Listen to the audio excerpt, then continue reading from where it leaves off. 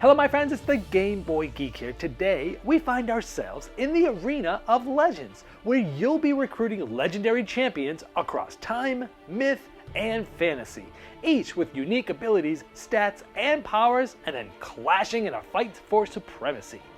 Final Titan is the ultimate draft battler. It's for 3 to 5 players, takes 30 to 40 minutes to play, it's for ages 8 and up, and published by Nerd Lab Games, who is the publisher that brought us Mindbug, which is one of the best card games ever designed, and that made my card game of the year when it came out. The design team also includes those that worked on Mindbug, with one of those being Richard Garfield, the creator of Magic the Gathering, King of Tokyo, and many more popular titles. Now, Final Titan is being crowdfunded right now, so I'm going to show you how the game works, and I'll see you on the other side.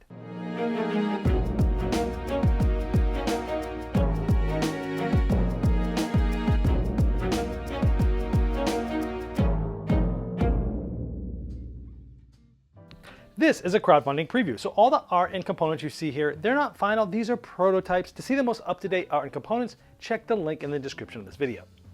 Final Titan comes with a ton of champions, more than 40. For the exact amount, check the link in the description of this video. And you're going to be recruiting these different champions, and you're going to be deciding when they fight and who they fight, and you're trying to be the last one standing by defeating other players' champions and essentially eliminating all the players except yourself. The last one standing is going to win. Now, each of these champions are very different. They're very asymmetrical. They have a different amount of health. They have speed. They have different powers, and they have some superpowers and ultimate form powers. All sorts of things that make these champions different from each other. Now, at the beginning of the game, players are going to recruit champions. If it's your first game, you can just randomly get 4 champions, but in the main game, you're going to be recruiting these in a sort of a snake draft. There's 2 rounds of snake drafting. Well, there'll be a certain amount of champions available depending on the players. This would be like in a 4-player game, and players are going to draft some of these. After this round, they'd have 2 champions, and then we would repeat this with 9 new cards that are out there, and everyone will get 2 more through another snake drafting method in reverse order. So you're going to be drafting, and each player is going to have 4 champions at the end of the recruitment phase. After recruiting, the player that has the champion with the fastest speed gets to pick one of their champions to put in, and they're going to be the Titan for this round. For example, we have Jade Ogre, 7 health, we give them 7 health, and you get a die. Then, the player sitting to the left of the one who last sent a champion into the arena gets to decide whether they want to actually take one of their challengers and be a hero and put it in there, try to fight. So in this case, that player would take Pyro, they put him in there, they can decide which one they put there, and they're fighting the Jade Ogre. Or they can be a coward and basically say, no, I don't want to face that, I don't have a good matchup for that one, I don't think this is good, I'm going to be a coward. And what they do is, they'll take an upgrade card. Each player starts with 3 of these. I'm just showing you this here. This essentially would allow them to basically take an additional turn during their turn. But if you are going to be a coward, you must take one of your upgrade cards and you will place it face down in the arena next to the Titan that's facing it. And then it's the next player's turn because that person chickened out. They were a coward. The next person might go, you know what? I don't like that matchup either.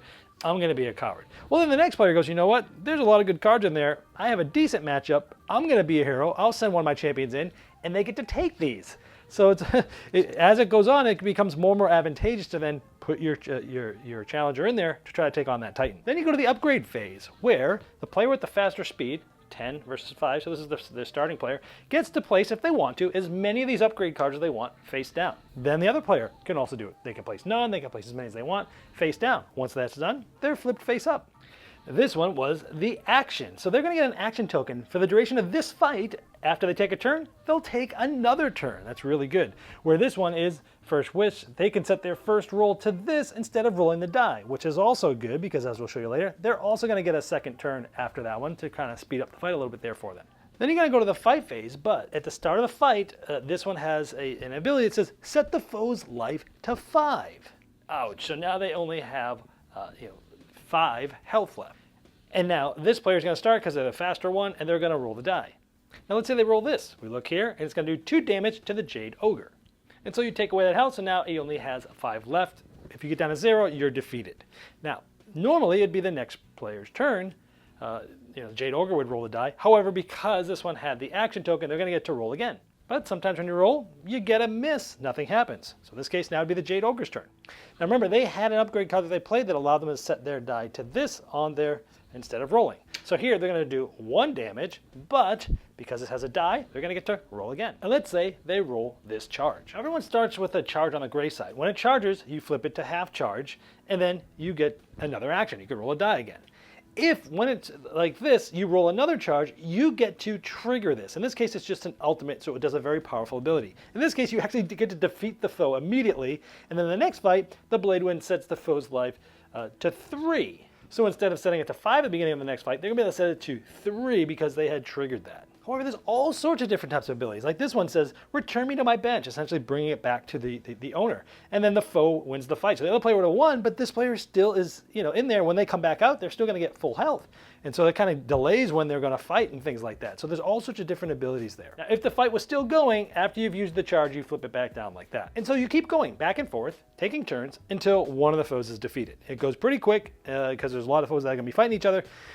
And that's the basics of the game. The game is really in the abilities, how to trigger them, when to try to go for things, when to use your upgrade cards, and which champions to actually fight with. Now there's many different other effects that might happen. Like if this player rolled this, they do 4 damage, but they drain it. That is a drain. So not only would they do 4 damage here, they would gain 4 health, never getting more than their full health. In this case, that 4 would have killed them anyways, but draining is one main concept in the game. Look at Pyro's ultimate. If this got triggered, each opponent in clockwise order chooses one of their champions and defeats it. That's crazy. That's hugely powerful.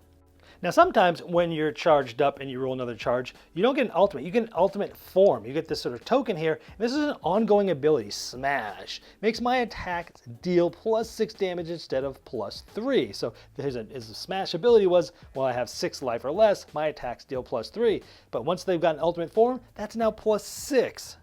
And it would actually also do this, which is 2 drained.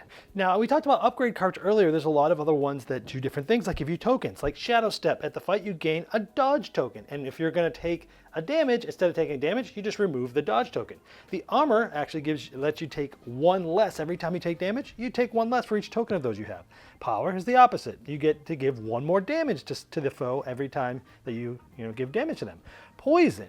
At the start of the fight, you give this to the foe, and then at the beginning of each of their turns, they lose a health. So all sorts of different things that can be going on here. Upgrade cards also do other things, like when you roll this in the die, well, that attack has Drain, it's Dracula's Blood. Or here, if they roll that icon on the die, you counter it. Essentially, it doesn't do anything to you. Now, when you do win a fight, obviously the other player's foe is gone, discarded, and this player gets to draw an additional upgrade card for the victory. Now, there's a token that will show you who was the original Titan and who was the challenger. If the Titan is the one that won, well, they're going to stay the Titan for the next fight. Now, it'll keep all of its tokens, so you might be able to combo together getting different tokens on there, but it doesn't return to its initial value in its health.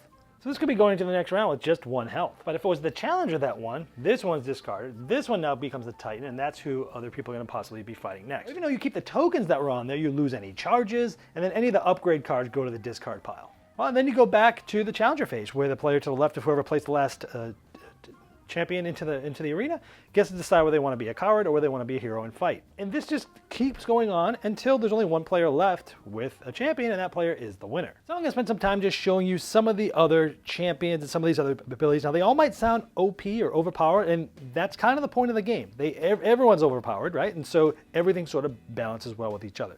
For example, Sobek, Niles Fury. When I survive damage from an attack, I deal the same amount back. That's crazy. Its ultimate is draining 6 life. Now, the Fire Dancer has a bench power where the champion fighting for their team gets +1 damage on either of those 2 attacks, and its ultimate is to gain an armor token every time you deal one of those attacks, so giving it, having it be more powerful, but also helping when it's on the bench as well. Sometimes you can affect the champions on your bench. The Runesmith, if you roll this, you get this, and it gives you 1 armor token to a champion on my bench with no armor. So that happens a lot. You can have a bunch of champions there with armor on it. It also sort of triggers with the ultimate as well. Talking about interacting with your bench, the Skinwalker's ultimate is to swap them with a champion on their bench to perform its ultimate or ultimate form. That's huge. And the Archangel Gabriel, on this attack, it is going to activate this, which is gaining a power token, adding 1 to every damage it does, but then its ultimate gains 2 power tokens and taking another action. That's huge. Look at this combo.